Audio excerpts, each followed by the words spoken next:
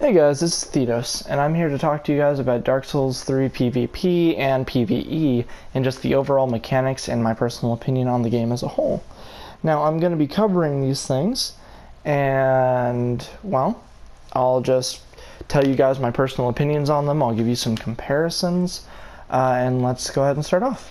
In Dark Souls 3, how invasions work and how the mechanic as a whole works is you go in, you use your invasion orb, may it be a cracked red eye orb or a full red eye orb, or you can be in one of the many invading covenants, such as Watchdog of Farron, Aldrich Faithful. You can use the Mound Makers and use a cracked red eye orb or a full red eye orb, or you can do that with Rosario's Fingers. Or you can even do it with the Warriors of Sunlight and get the same reward. Now, Way of Blue, and I'm just going to talk about the Covenants for a second. The Way of Blue, how it works is if you get invaded, you get a helping hand from the Blue Sentinels or the Dark Moons, which there's a lot of controversy as of right now over the Dark Moons and the Blue Sentinels and just how frequently they're really summoned, because you know, it really is unfortunately very infrequent that you even get summoned in those covenants. So there's some problems because there isn't really enough incentive in those covenants to even bother with it, I feel. Unless, of course, you're trying to either platinum the game or you specifically want a spell that gives you the equivalent of like a darkness buff, or rather a deep buff, which I don't really know what the category on that would be. It's not exactly magic. I guess it would be more of an occult buff, really. But anyways, I digress.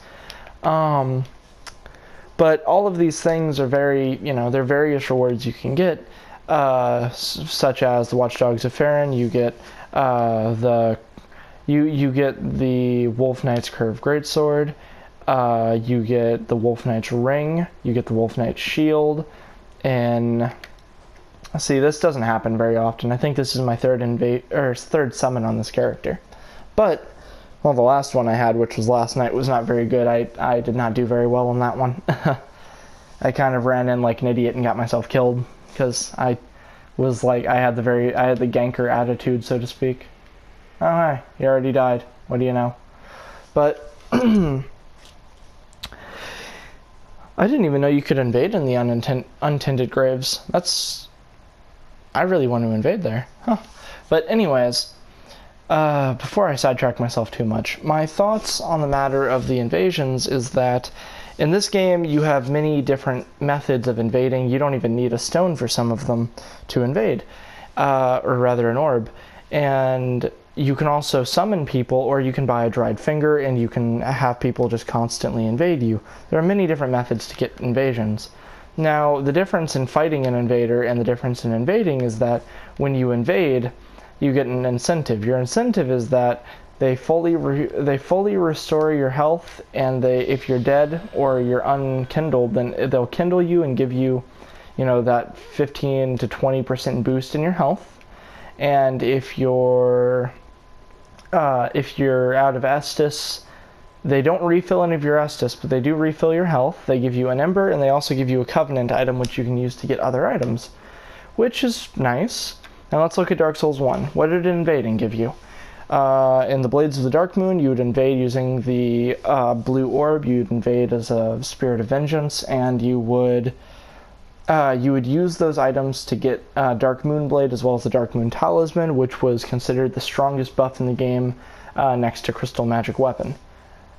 Okay, let's see. If you invade and you do everything as the Dark Wraiths, then you get, let's see, you got, I believe, you got the Dark Wraith armor, the Dark Wraith sword, a Dark Glove, and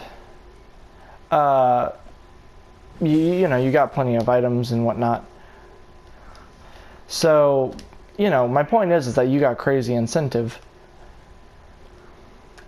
So there was plenty of reason that you would want to there was plenty of reason to go and fight. So with that being said, you never really had a reason not to fight. Let's see.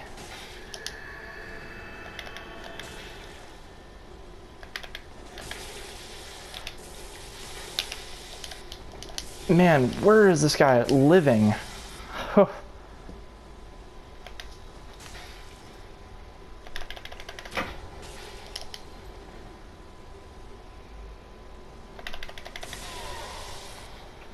Man, he is in a foreign country, I swear. That connectivity was a lot of shades of bad. I'm sorry. I don't mean to be rude, but that was a little bit odd. I wasn't expecting somebody to be that laggy, because he wasn't, and I don't mean to be rude, but he wasn't the best player, but he was definitely really laggy. Huh. Whatever. You live and you see many different things every time you play this game. But anyways, let's see. In Dark Souls 2, your incentive is that you get Covenant items that give you full sets of armor, that give you decent weapons. For instance, the Dragon Covenant, you get a weapon that has no scaling, so you can just have base stats, you can make it raw, and it will do a flat 480 damage every swing, thus making it a very decent weapon, to say the least. You also get a full set of dragon armor, which weighs very little and is considered to be a very nice set of armor. So you have a lot of incentive in this to... Nope, you're not disconnecting. But you have a lot of incentive in this to really play through and do everything that you want to do in this, which is, you know, very, very nice to say the least again. So there's many different things in these games that are very good for each other, though one of them that isn't good is that, or one of them that this game is improved upon, is that you have a big array of people that you can invade. In Dark Souls 1, you could only fight people on New Game. In Dark Souls 2, you could only fight people on New Game. And in Dark Souls 3, you can invade people in any New Game cycle with any set of gear, as long as you are within the soul range that has been set, so the soul level range, and you are within, or you have the same upgraded weapon. So your weapon has to be +1, and theirs has to be +1, etc., etc. So, and you also have to have the same upgraded Estus, which is, all three of those are very nice variables because there's going to be plenty of people at your point at all times, which is very good. So you're going to run into people that either aren't strong, are strong. You're going to run into all sorts of people who have different varieties of weapons and playstyles, which is very nice. Now, to further what I'm saying though, Demon Souls, you could only invade, you'd get an ephemeral eyes and you would be revived, or rather you wouldn't be a phantom anymore and you would be a full live person, but you could be invaded and you gained evil character tendency doing that,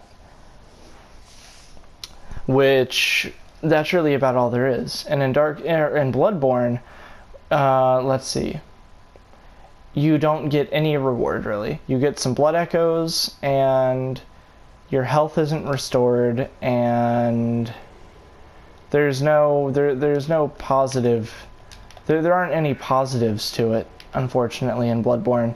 If you die, you lose your blood echoes. If you used a lot of bullets or vials, you lost your vials and bullets permanently. You had to refarm or rebuy more.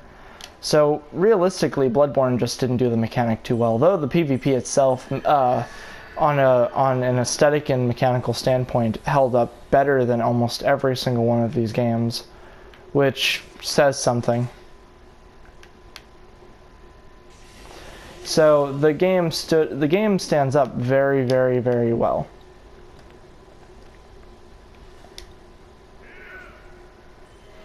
Which I'm really happy about, honestly, because the game just, it had so many problems beside that I'm glad that it held up on one end. Well, that and the PvE was pretty nice. But in this game, the PvP, as you can see, is a big part of the community. I mean, look at this. We've got, I think, let's see, who's the host? You? No. The host is down there fighting a phantom, and then there's 3 other phantoms up here, all just chilling, waiting for our turns. I mean, that's really cool. Though I really dig the host name. But you don't see very many games that have a community like this, which is nice. But Dark Souls 3 as a whole stands out very, very, very, very, very well as on the PvP aspect of things. Ooh, nice roll catch. But there's a lot of really good things about this game, and I can say, you know, without a doubt, that this was a very very good game. And that's really all I can say for the PvE. That's all I can say for the PvE, or the PvP. I'll show you some footage of the PvE when I get a chance, but the PvE is very much in a similar situation, sound, and really just kind of, I don't know, it's really just kind of, it's the best it's ever been, in my opinion, because the PvE in this is very much an astonishing piece of the game in that you don't really see much of what's going on in this. And what I mean by that is that you can get ambushed, you can be attacked, there's just so many cool little aspects about it that, you know, you get to see. So it's really, really nice to, hold on.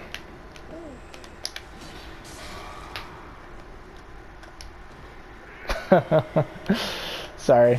Oh. Sorry, I couldn't resist. But this game is just full of all kinds of fun things to do. And I feel that it holds up very well on both PvE and PvP standpoints.